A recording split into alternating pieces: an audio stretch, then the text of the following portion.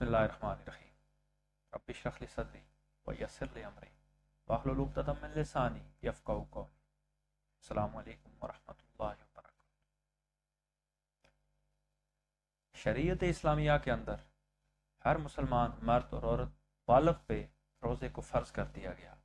جیسے ہم نے پہلے بیان کیا کہ روزہ اسلام کے بنیادی ارکان میں سے ہے، کسی صورت میں معاف نہیں۔ لیکن کچھ ایسے عذرات، کچھ ایسی مجبوریاں ہیں جس میں شریعت آپ کو روزہ چھوڑنے کی اجازت دیتی ہے۔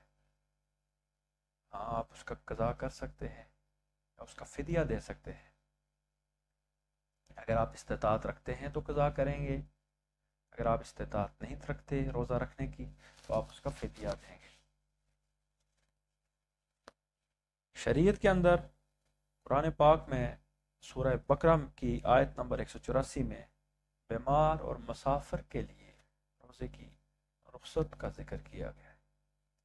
یعنی کوئی شخص بیمار ہے، وہ روزہ رکھنے کی استطاعت نہیں، تو وہ جب اس کی صحت ٹھیک ہو جائے تو وہ واپس روزے کی قضا رکھ سکتا ہے، اور اگر اس کی صحت نہیں درست ہوتی اور اس کو امید بھی نہیں ہے تو وہ اس کا فدیہ ادا کرے گا، تو ایک مسکین کو کھانا کھلانے کے برابر ہے۔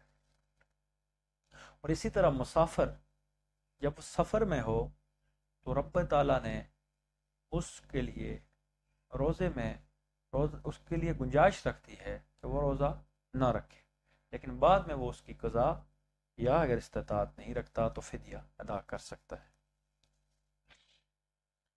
اسی طرح حاملہ اور مرضیہ خاتون، یعنی جو بچوں کو دودھ پلاتی ہیں، ان کے لیے بھی شریعت کے اندر حکم ہے، سنن ابی داؤد کی روایت ہے کہ ان کے لیے بھی روزہ نہیں ہے، ان کے لیے بھی روزہ چھوڑنے کا حکم ہے، بہتر قرار دیا گیا ہے، اور بعد میں وہ اس کی قضا اور فدیہ کر سکتے ہیں۔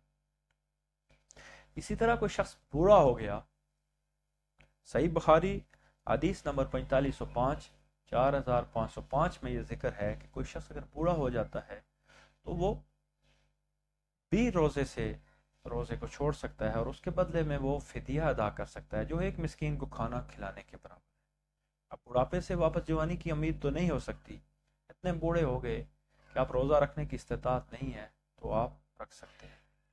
سیدنا انس رضی اللہ تعالیٰ عنہ جو بڑے جلیل القدر صحابی تھے، انہوں نے بھی اپنے بڑھاپے میں روزہ نہیں رکھا، اور انہوں نے ایک ہی وقت میں سرید بنا کے 30 مسکینوں کو کھانا کھلایا۔